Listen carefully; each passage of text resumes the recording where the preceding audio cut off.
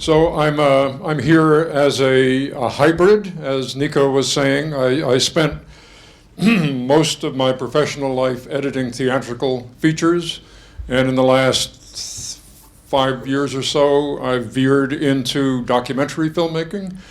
I began working in documentaries for the first 2 years after I left film school, and then got sidelined into fictional film, and now I'm coming back to documentaries. But also, documentaries, without question, right now is a vibrant part of filmmaking that would have greatly surprised me if I could have talked to myself 50 years ago and described the world of today. The things that would definitely impress me is the vibrancy of both documentaries and animation, which in 1965 were on a slow descent into what it seemed irrelevancy. For various reasons, one of them the digital technology that began to emerge in the 1980s. Both of those art forms have blossomed and are on a very exciting trajectory at the moment. I'd like to say a few words about editing and documentary, because that's what I do, and the concept of editing itself. What is it that we're doing, and how can we do it better? How can we evaluate it correctly? I'd like to begin and just show a clip of a film made before I was born. Obviously had nothing to do with it, but it will illustrate a point, I think, that is also becoming a very interesting development in cinema at the moment, which we'll talk about after we look at this clip. So if you'd run that first clip, please. So a fantastic clip, and there's no editing or no film editing in it. It was a well-rehearsed scene. It grabs you, you go with it, and it's well staged, although not flashy. You're not really aware of the camera work, and yet it works perfectly. So the question is, why do we need to edit if we can do things like that? And the question is even more to the point now because of films like Victoria, which is playing in the theaters now, Schipper's film, and Birdman, Iñárritu's film that won the Oscar 2 years ago. Mike Figgis's Time Code came out 12 years or so ago, and Russian Ark.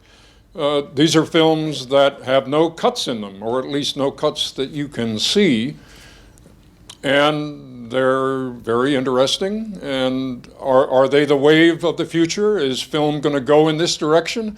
Well, clearly it is going in that direction. If you look at the Gravity, Cuarón's film, where the opening shot lasts 17 and a half minutes, this is all we're exploring the virtues of having an experience where there is not this brutal interruption of the visual field, which is what editing is. And it's worth remembering that editing was not invented along with motion pictures, that motion pictures came on the scene, let's say, in 1889, and they spent the next decade or so, a kind of pre-adolescent period, making films that are very similar to the kind of films you see on YouTube, the 1890s equivalent of cat videos, The Kiss, or The Slap, or The Joke, or The Train Arrives at the Station. And these were fascinating things that galvanized the world. Everyone was very excited by them, except for people like the Lumiere brothers and even Thomas Edison, who really didn't see a future for it. Auguste Lumiere famously said to an investor, "Don't bother investing in this. It's an invention without a future." it was specifically without a future because this miracle of what we call film editing in English, although that's not a very good word, which we'll get to in a second, hadn't occurred to anyone. Because on the face of it, it's kind of absurd that you could take a broken crockery collection of images that are of different sizes and different angles and weave them together into something that tells a compelling and continuous story that grabs people and grips them emotionally and intellectually and viscerally in a way that you can only describe as symphonic. And they last about as long as a symphony, somewhere in the neighborhood of 90 minutes, 120 minutes. Outliers last hours long. This quote from Victor Fleming, who directed Wizard of Oz and Gone with the Wind, that came out in the same year, gets at something of the paradox. It's a paradoxical quote, especially coming from a director, where he says, good editing makes the film look well directed, which is nice, kind of obvious. But then he says, great editing makes the film look like it wasn't directed at all, which, coming from a director, seems to be counterintuitive. But what he means is that when something is woven together, this improbable kind of Frankenstein's monster of sometimes thousands of shots woven together, and the audience simply experiences it as if it was happening in front of them, or as if they were in that world participating in it in some way, or as if this was a dream that leapt off the screen into their heads and they're sitting there in a theater or at home hypnotized by something that is happening halfway between the screen and their brain. So the identity of editing and of this Frankenstein's monster of putting together a continuous motion picture out of bits and pieces is the conjunction of two things: motion pictures, because they have to move, and then a better word than editing in English is montage, which is the word in all the Romance languages and Polish, montage, which means to build or to construct something. So if a plumber comes to your house to install the plumbing, they are montaging the plumbing, connecting the pieces of pipe together, which in a bit of serendipity is actually kind of what we do. That in a sense you can think of the job of editors as a kind of plumbing, metaphysical plumbing, where you're taking these pipes and screwing them together, and they have different sizes and different tolerances, and you're trying to make the intellectual and emotional juice flow through these pipes at the right rate without any leaks. And so in that sense, I would be proud to call myself a plumber of cinema. But how does this relate to documentary? Well, it would be hard to make a single-shot documentary. Although last Christmas here, I think the BBC ran a shot of a reindeer going through the snow continuously for a couple of hours, and it was I think a drone shot or something hovering behind a sledge pulled by reindeer. Does anyone remember this? Yeah, it's what? Yeah, I was told about it by a friend. I didn't get to see it though. Yeah. Anyway, it was a way of kind of zoning out over Christmas. You could tune in and just watch a reindeer going through the North Woods. But short of that kind of meditational documentary, it's hard to think of a long documentary made in a single shot, because all of the films that we were just talking about, what we just saw, and all of the films that I mentioned, Victoria, Birdman, etc., are highly, highly controlled and concocted. That there's a great deal of rehearsal, and everything is, you try to have your hands on as many knobs as possible. Of course, surprising things will happen, but you try to keep them to a minimum. Otherwise, it just isn't going to work, because the shots go on for so long that if right at the end of the shot something doesn't work, the door doesn't open, and the actor is stuck there, then you have to throw everything out. So documentaries being, for the most part, completely unpredictable as to what is actually going to happen and how we're going to actually put it together, needs this infusion of I'll call it the miracle of continuous editing. As I said, I began, as soon as I left school, I was working on some documentaries, and the first film that I edited, first feature film that I edited, was The Conversation, Francis Coppola's film, and he used the technique in that film that he had also used in The Godfather, and that he was again to use in the Apocalypse Now, which is a quasi documentary fiction, which again, relating to what Nico was saying, this sort of hybrid area, that the wedding scene in The Godfather was shot as if it were a documentary. So all of the actors had their characters, and they knew what the characters were supposed to do and how they were supposed to be. And the sequence event was roughly set out. And then Francis would just say, okay, go, have a party. And it was covered in multiple cameras, and everyone just had a party, and they just behaved. And of course, miraculously wonderful things happened. You couldn't exactly tell where the camera was going to be and how it was going to happen, and whether it was actually going to get taken, captured. And then at the end of the, whatever it was, 10 minutes, which is the length of we could load into a camera in those days, everything was wound back. Everyone went back to position one. The cameras were put in different positions, and then do it again. And this happened over and over again. And the next day, Francis would look at the dailies, think what he was missing, and then do it again. And then only finally, if there was a really very specific line of dialogue or something that he had absolutely to get, then he would stage that the way a normal film would happen.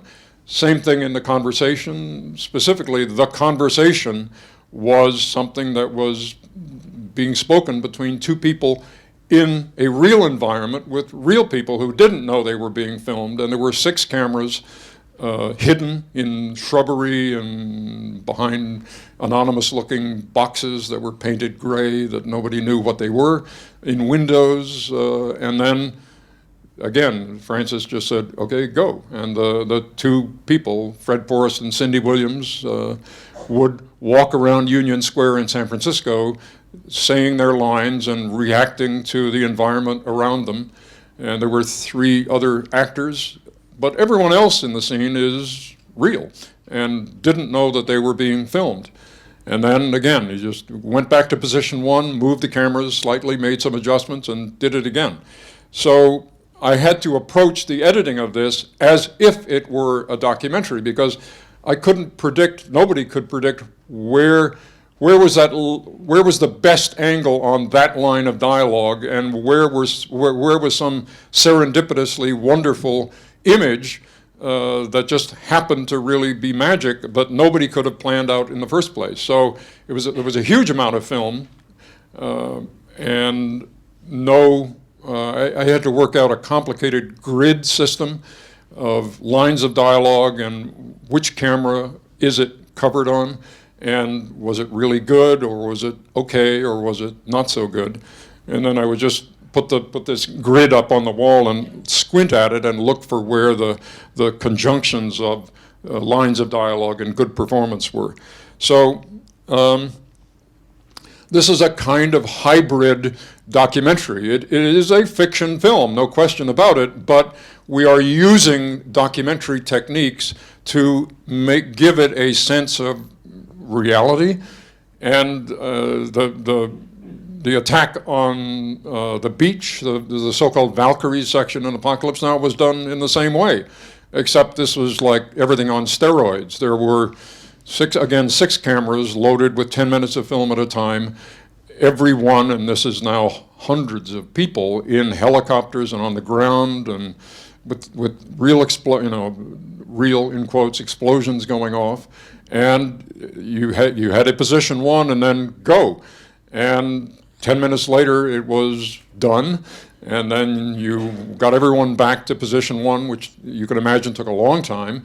Hopefully you could do another shot that same day, another 6 cameras in slightly different positions. So the amount of film that was shot for that scene was roughly 250,000 feet of 35 millimeter film, which is maybe 50 hours of material, which is what we shot on The English Patient for the whole film was shot for this one section of Apocalypse Now, and those were days before there was any computers to help you. So you can imagine the complications involved in something like that.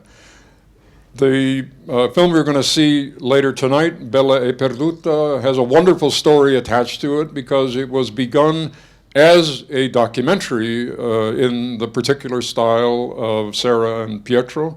And then a crisis happened that caused them to have to readjust the nature of what the story was that they were telling, and you'll learn more about this later.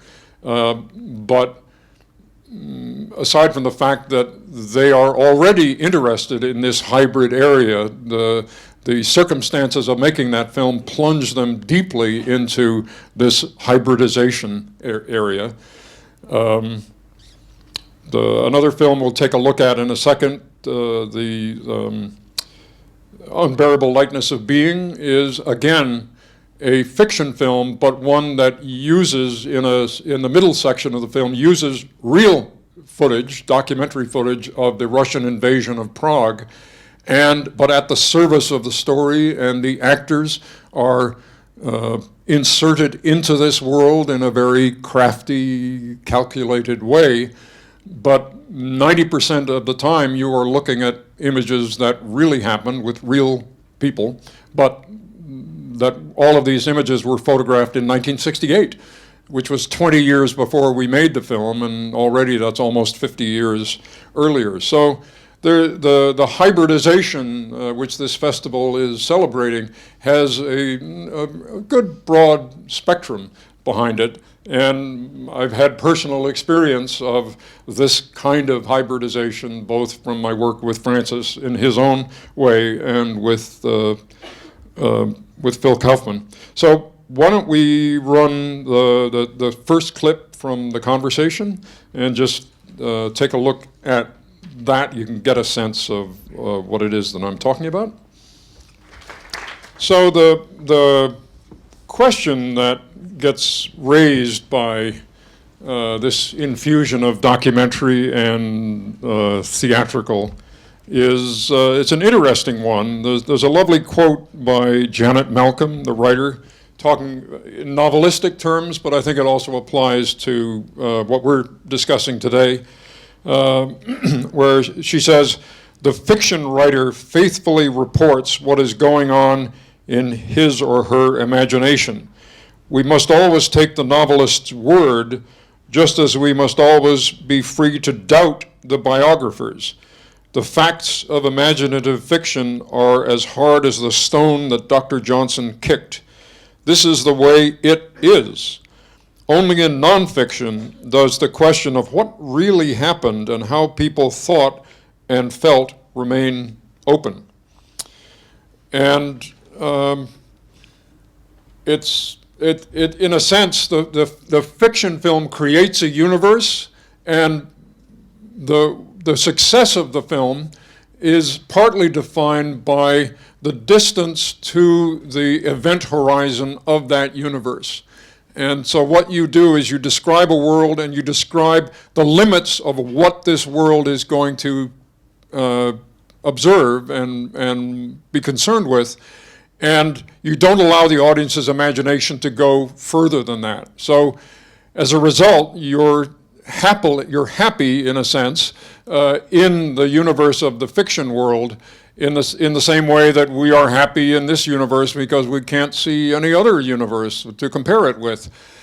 We just have to accept it. This is what it is.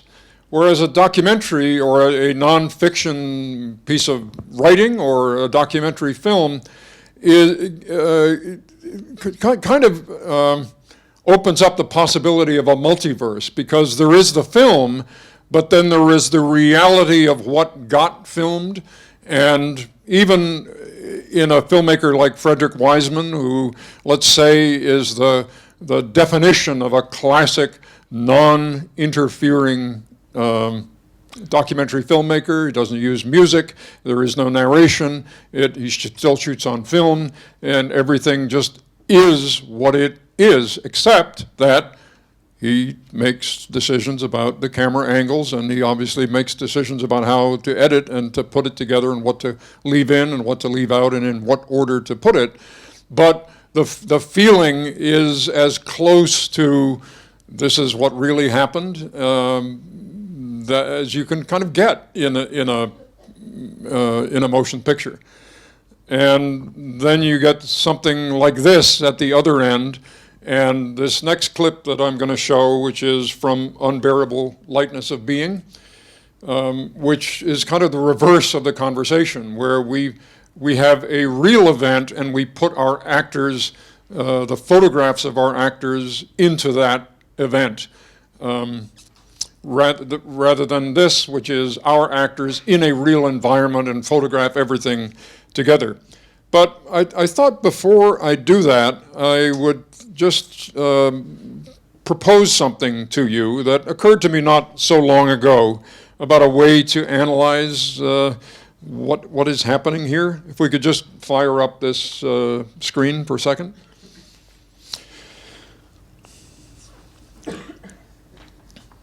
So we made Unbearable Lightness of Being in 1986, which is 30 years ago, and it was shot in Lyon, mainly, which is the old town of Lyon is a good enough imitation or a good enough stand-in for Prague. They were built around the same time by many of the same architects and builders. But I was in Lyon when these scenes were being filmed, and I had to stay longer than originally planned, and I brought some reading with me, and I read everything that I brought with me. So, well, I have to find something else to read at night, and I went down the street and got this book, which is a book on cosmology, circa 1986. Even though it's dated, I would still recommend it if you can read French. Hubert Reeves is sort of the Carl Sagan of France, thankfully still alive. But he introduced me to a writer who I then became obsessed with in a good way, Curzio Malaparte. To give you an idea of the strangeness of all of this, to try to describe the conditions at the beginning of the universe, right after the Big Bang, Reeves resorted to retelling a story that Malaparte told about some horses during World War II, during the siege of Leningrad, that jumped into a almost frozen lake, and the horses precipitated its freezing, and they got trapped in the ice. And for reasons I won't go into in detail, this sudden freezing is similar to conditions shortly after the Big Bang. But the story itself was so compelling that I found out who Curzio Malaparte was. one thing led to another. I started reading more and more of his books, only a few of which were translated, and so I started reading them in Italian, which I read. And shortly after The English Patient came out, which was a few years, 10 years after Unbearable Lightness, I was giving a talk to a a poetry journal about film. There was a special issue on poetry and film, and I had a thought that occurred to me during the interview, which is that film editing is like translation. When you're translating in language, you're translating from one language to another, and you have to navigate the efficiencies of those two languages. English is more efficient at certain things, Italian is more efficient at other things. English is more poetic, maybe, in certain areas. Italian is for certain other areas. And so you have to, as a translator, walk that line very carefully, knowing all of the options on either side that you can choose to reject and go for exactly the right one.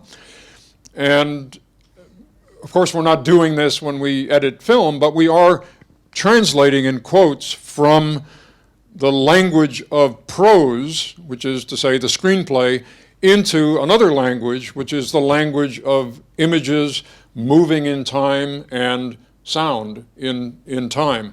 And just as a picture is worth 1,000 words, so sometimes a word is worth 1,000 pictures. And so we also have to navigate this efficiency very carefully. And the interview ended. I came back home and was going through the process. This was right after the finishing of The English Patient, and I'm thinking, now what am I going to do? And you're sort of coming down off of this intense 15-month experience of working on the film.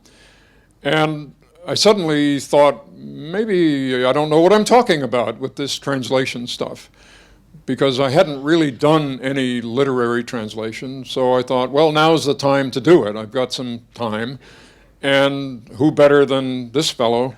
So I grabbed some things in Italian that had not been translated into English, and I started doing it. And almost immediately, I knew that I was right, thankfully, that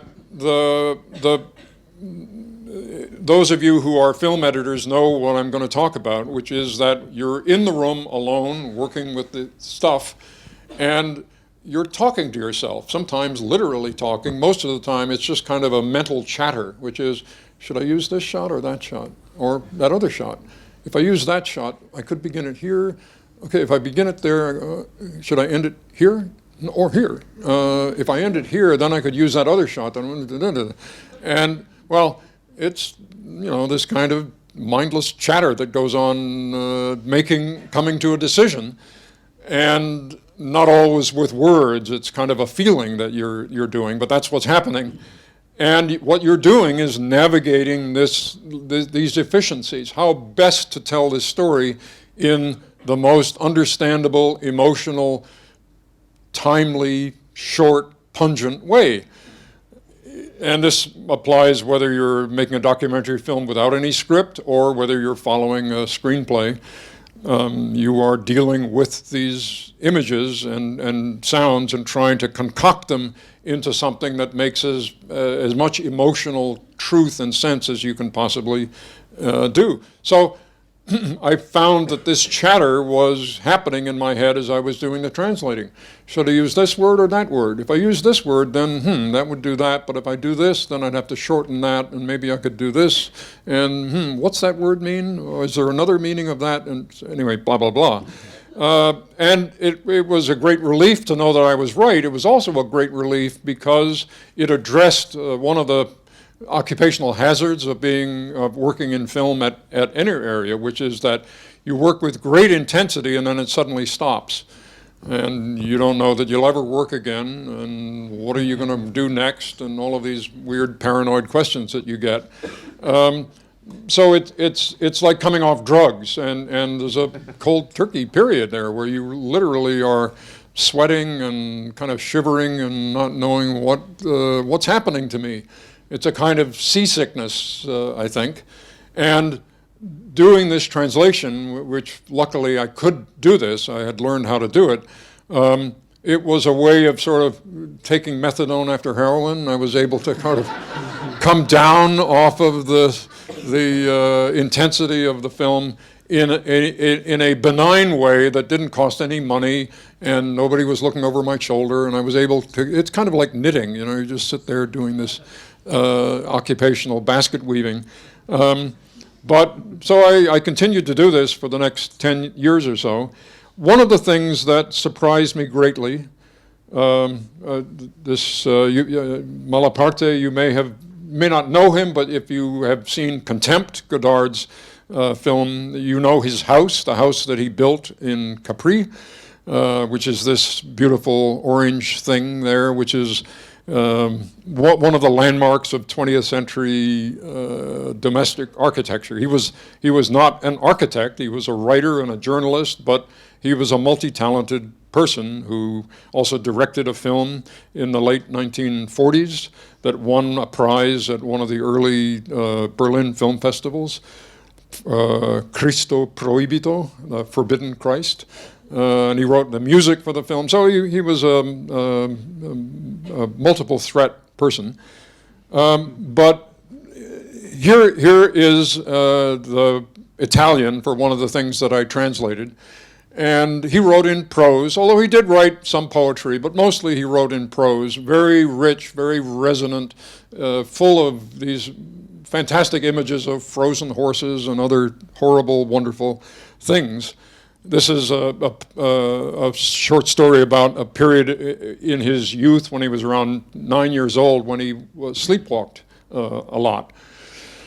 He was born so he was around 55 when he wrote this poem, but it was this piece, but it was about something that happened back in the 1910s. And what surprised me was, as I was translating it, it shifted, almost wriggling under my fingers, from prose into what we would call blank verse in English. So it turned like that, so that rather than just a block of prose, it scanned, so that the lines were the way you see some poetry. And this was surprising to me because I don't love poetry. I read it, and I do have some favorite poets, Emily Dickinson and Rilke, but in general I'm not this kind of person.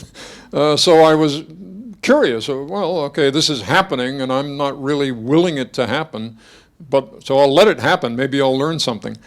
And what I learned was something that's probably obvious to anyone who really studies these things, which I hadn't, is that by breaking a line at these places, you create an emphasis on the last word of the line. There's in a sense, there's a little flashbulb that goes off on each last word, because it's exposed to the ozone, let's say, of the blankness of the page. And so the word country is emphasized because it's exposed to blankness. And then you go to the next line, and it ends with foreigner, and then loneliness, and then solitude, struggle, So that each of these words, which is, some of them are grammatical in the sense that this is a comma, but here there is no comma, so why break it here, or here, or here? So it's a way of infusing a kind of crypto emphasis into the work without underlining the words or italicizing them. It does put an emphasis on them, and if your eye looks at all of those words, you get, and if you didn't read any of the other things in the poem, you'd get some information out of it. Country, foreigner, loneliness, solitude, struggles, man, died, descended, country, dead, rivers, trees, forests, head. So you get some sense of what's going on with this, which is very different than if you saw it in English now, back in prose, with those same words buried now in the prose. And one of the reasons I did this is that when Malaparte writes, he wrote in long blocks of prose with not even paragraphs or carriage returns. So page after page with just solid blocks.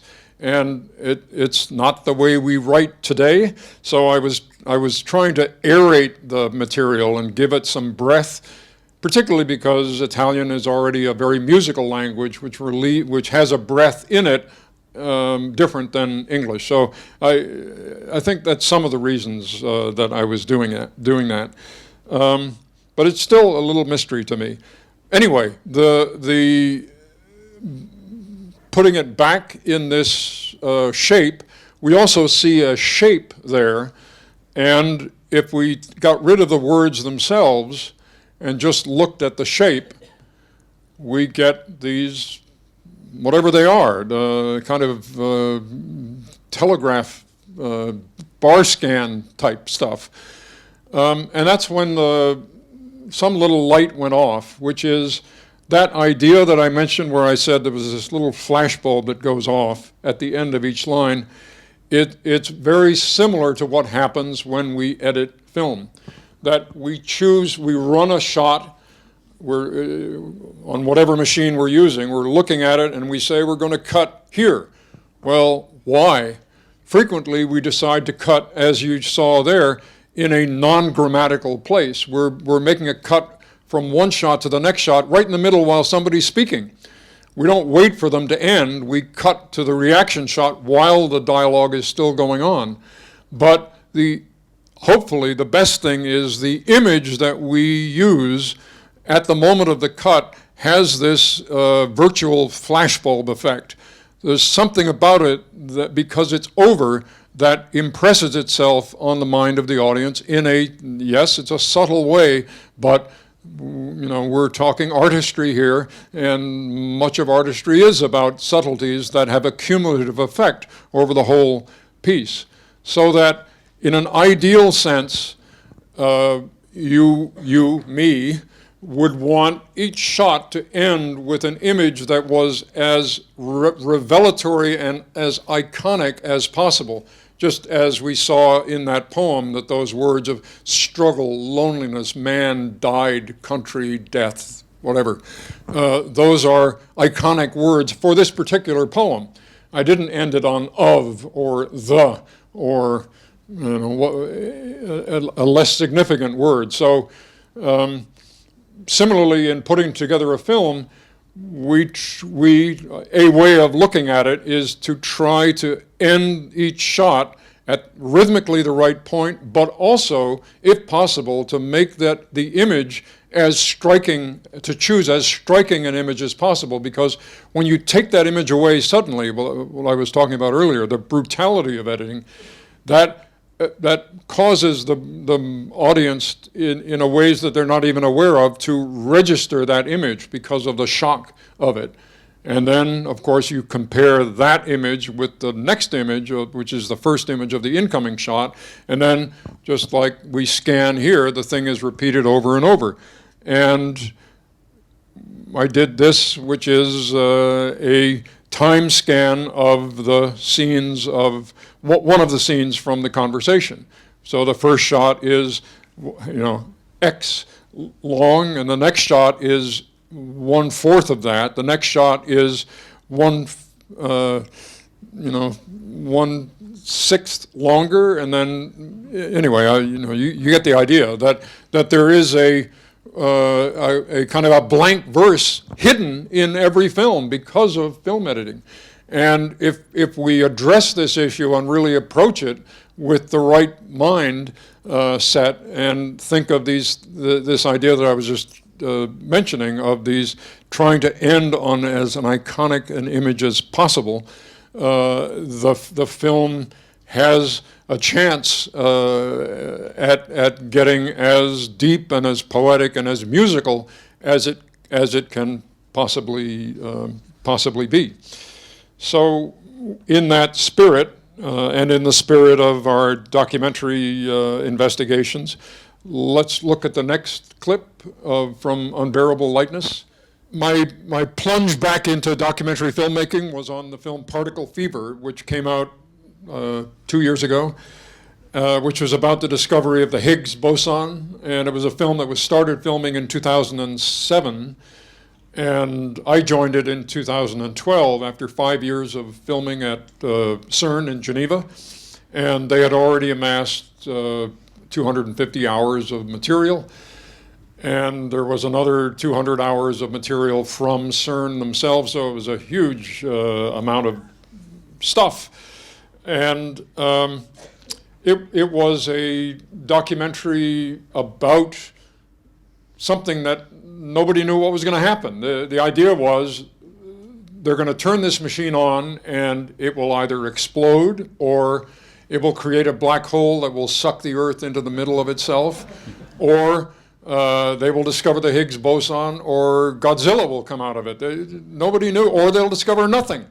But the scientists who were behind this film thought, whatever happens, it's a watershed moment. Even if nothing is discovered, that is a significant scientific moment, because the energy at CERN was 14 times the energy of any previous collider.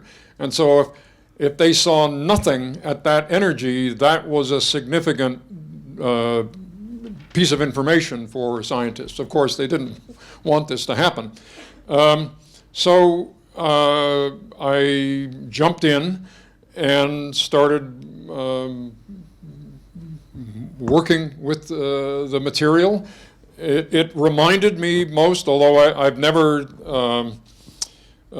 churned butter, but it reminded me of that, where you put a bunch of stuff into a container and you have a plunger or something and you just start agitating it, and the more you agitate it, the more things tend to clump together, and you look at it from time to time and keep agitating, and then finally butter begins to form, a nice big yellow blob, and you reach in and take it out and put it somewhere in the refrigerator and take the whey, and you do something else with that, and then bring in the next amount of milk. So assembling scene, what was going to hang together as a scene, because the challenge of this film was we are trying to show the unshowable, see the unseeable, understand the ununderstandableness, and hear the unhearable.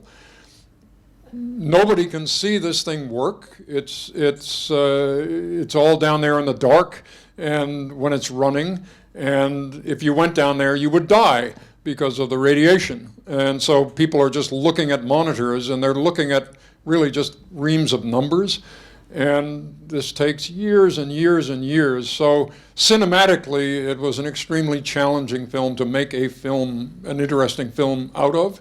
And credit goes mainly to Mark Levinson, the director, whom I had worked with. He was a PhD in physics, who then became a filmmaker, and now was making a film about physics. So the two areas of his life were coming together.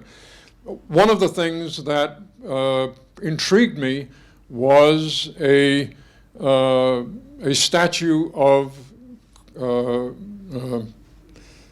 Shiva at CERN, and Mark was also intrigued by it. It was a gift from the government of India to CERN, so he just photographed it. And the producer of the film didn't like that image, but we're making a film, so I thought, well, let's put it in. So let's run the first little clip. And this was something that evolved over time, but it's kind of emblematic of how do you solve problems in these kind of situations. And so I'm interested in this image. I don't know where it's going to go, so I'm going to put it in the film and see what happens. So one of the problems that we had, or one of the challenges we had, was to graphically represent some of these things, because, as I said, we couldn't photograph them. So it came time to create a image represent what's called the standard model of particle physics, which is this collection of 16, and now perhaps 17 with the Higgs, subatomic particles. These are electrons and quarks and neutrinos and other things like that. And I said, well, okay, how do you guys do it? And they sort of, the physicist said, well, it's this. And they showed me a square of a square with 4 and 4, so 16 boxes in a square. And I said, well, where's the Higgs? Oh, well, it's here. It's kind of off to the side. We couldn't fit it in the diagram. And I thought, this is terrible. So this gnawed away at me like, why, you know, what can we do? And in a thing that still kind of mystifies me, I after about 10 days of mulling over this, I had a dream in which a shape appeared to me. And so when I woke up, I started drawing the shape, and I brought this shape in, which was a circle with kind of concentric circles with things in it. And I said, how about this? And Mark and David said, great. And so they put it in the film, and we'll run the next clip, and you'll see what I'm talking about. Okay, the film continues, and unexpectedly, we were making the film when the Higgs was discovered, and nobody at CERN really expected this to happen, because one of the things that the film covers is the explosion and meltdown that happened 10 days after the thing was turned on. And so as a result, they had to run the LHC at half power. And well, we're never going to find the Higgs now. But it was so finely tuned that they actually did discover it. So as we were editing the film, word came from Geneva, something's going to happen. And so Mark went to Geneva and filmed the announcement of the Higgs. One of the editorial problems was that one of our main characters wasn't there, and he was he's Greek, and he was vacationing in the Mediterranean on one of the islands, and he was following it, but I don't have to be there. But we had material of him at a previous announcement 6 months earlier, and so could we fold these two things together and make it seem as if he was there? And this caused a huge conflagration within the film, within our world, because it's not true. He wasn't there. But no, we can't explain. Anyway, we eventually decided to do it. So the character is Savas. He's a gray-haired man who arrives late, which he did at the previous announcement. But so these are two things folded together as if they're into one event. So let's run. I think this is the. I think this is clip 4. Rather clip. Anyway, run the next clip, and if it's not it, we'll jump to the next one. Okay. Thank you. And one last clip after this discovery, the opportunity, the value of the Higgs. Nobody knew how much energy and what it was going to weigh, or the energy content of it. They thought it could be 105, it could be 140. And people were cheering for both things. It wound up right in the middle, confounding everyone's expectations. And a side product of the middleness of it is that the Higgs is in what physicists call a metastable state, which means that it's stable right now, but it could descend to a lower energy state at any moment. And if it did this, then the entire universe would blink out in a twinkling of an eye. It's the equivalent of a pat of water suddenly boiling. We would just disappear because the Higgs, as you saw, is the thing that binds everything together, that gives everything mass. If the Higgs suddenly went to this other state, nothing would have any mass anymore, or the mass would be so different, then it would just go zip, and atoms and everything would disappear. So this turned out to be the ideal place for these two things to come together. My little circle of the Higgs, and for reasons that I didn't know at the time, the circle of Shiva, who is the god of both of creation, which is the Higgs, and now potentially destruction. So let's run the last and final clip.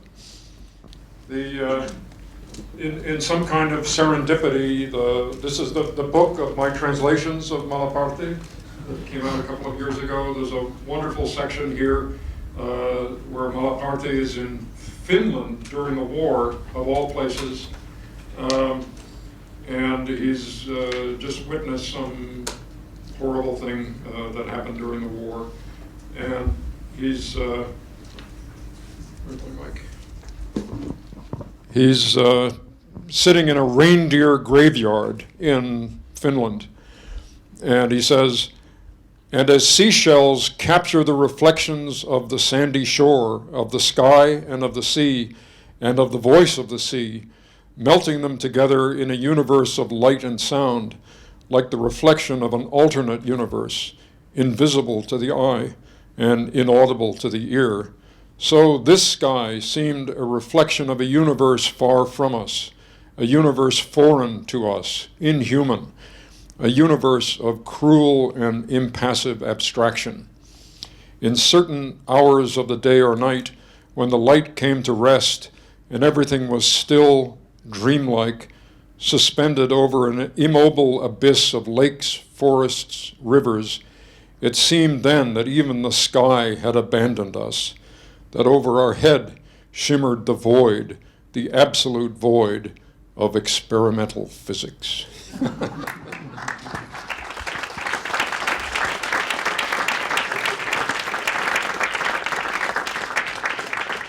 So, what's our time situation, Nico?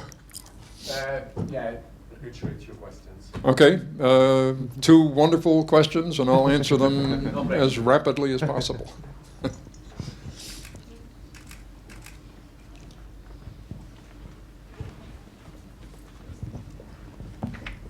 In the conversation, was the mime artist not an actor? No, the mime artist was played by Robert Shields, and he was an actor. Yeah, so he's one of the 6 or 7 actors that were in that environment. Yes. Although there were mimes all the time in Union Square, it's just we needed one to do something at specific intervals. At the very beginning of your talk, you talked about documentary being vibrant now. I wondered what your reasons for saying that were. Well, I think it's the fact that that documentaries are a major thing that people look at in theaters. And in 1965, as I was saying, when I started film school, the idea that people would go to a theater and watch documentaries was, well, not that they used to do that in the 20s and 30s, and now it was not happening anymore. So this descent had happened, and I thought, well, maybe documentaries will just show up on television. People won't go to theaters to watch documentaries, but that's clearly shifted. And I think the fact of digital cameras and digital editing, the fact that the cameras are very small and very portable, you can go places you could never go before. You don't have to worry about laboratories and other things developing the film. And so you can choose subjects that would be impossible. I mean, this film would have been impossible to do with film. Because of the amount of film that we shot. I mean, we could have done it, but it would have had to have a budget 10 times the size of the budget and an army of people in post-production. Whereas here, it was just me and the director in an editing room. So it was just, and he was my assistant editor. So it was just the two of us for many, many, many months working together on the film. And so that kept the cost way down. So I think the fact that we can go places with cameras that we never could go before, and we can get closer to situations that we could never get when we had to deal with film. And I think the world is in a very funny state right now because of all of the things that are happening with politics and with the conflict in the Middle East and global warming and politics in the United States. And I mean, it's just, there's some kind of something happening, and documentaries are a way of informing us about these things and making us more, hopefully, intelligent than we would otherwise be. And they're fantastically fun to work on. So just speaking from somebody I'm working on a documentary here in London now, and it's fantastic fun. I mean, it's got the usual filmmaking problems, but basically you're dealing with reality, aspects of reality, and trying to wrangle them into a shape of some kind that, as you could kind of tell, is both fantastically inspirational and funny at times, and the characters are very weird, wonderful people, and I think there's very little money in documentary filmmaking, but people are drawn to it because of this appeal and because of the technology is now making it possible to do these films in a way that was never possible before. Because of what you're saying about translation, I was wondering if did you ever struggle with your expectations about the film and the final cut you achieve? I'm sorry, say the last part again? Did you ever struggle with the expectations you have at the beginning of the project and the final cut you achieve? Do you ever have this problem of wondering or expecting too much? Sure. Okay. No. I mean, that's absolutely endemic to filmmaking.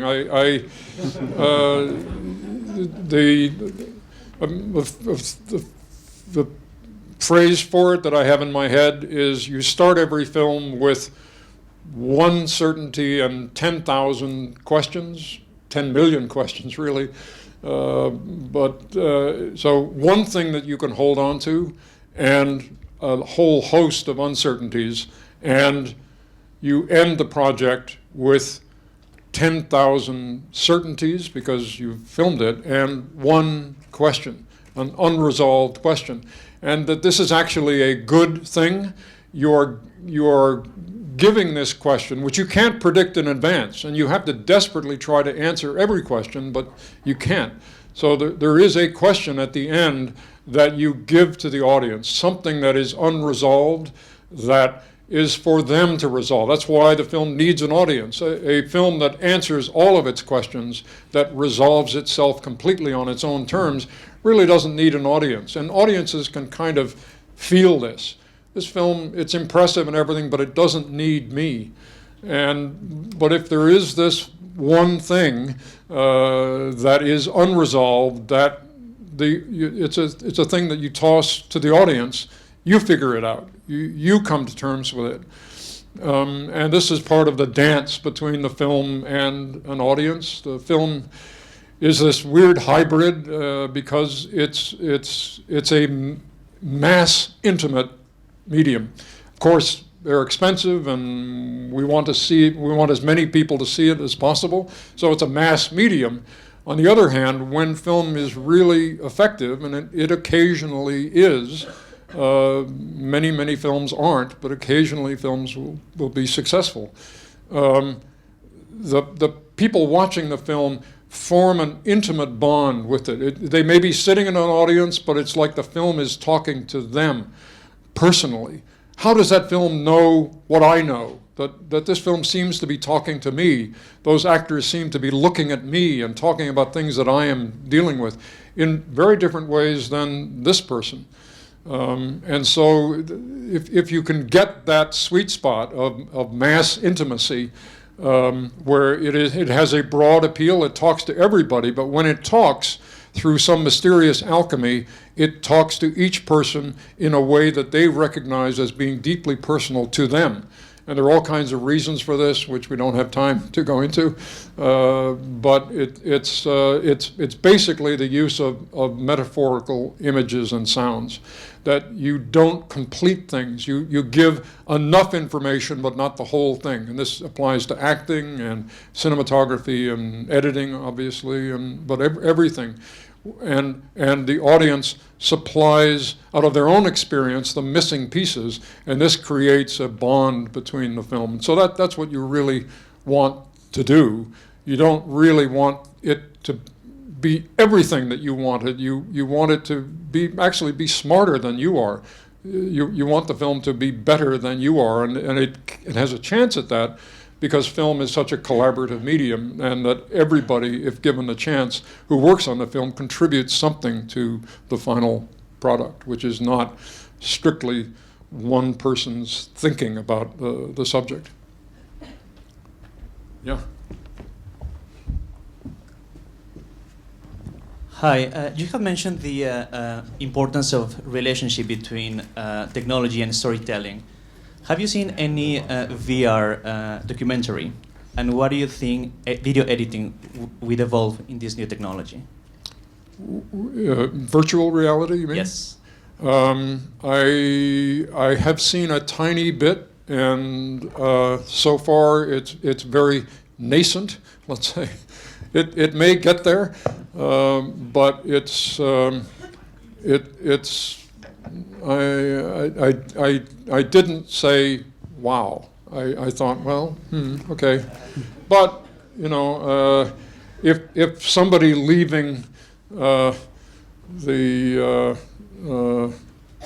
opera in 1900 had walked down the street past a penny arcade with cinema, little kinetographs, and if some future demon came to them and said, that technology is going to eclipse the opera, they would be dismissed as absurd. No, that can't possibly. I just saw it came from Wagner's opera something or other, fantastic, but that? No. Well, virtual reality is somewhere there. I haven't understood it yet for what it can be created. I mean, in certain limited uses, but we're kind of at the place that I mentioned earlier with Auguste Lumière saying cinema is an invention without a future. And, the virtual reality is somewhere there. It's like cinema was in 1897, and we can't predict where it's really going to go. I can't, certainly, yet. Walter, I'm sorry for being such Okay. a bad messenger. Right. Okay, well, thank you very much for your attention. This was great. Thank you. Thank you.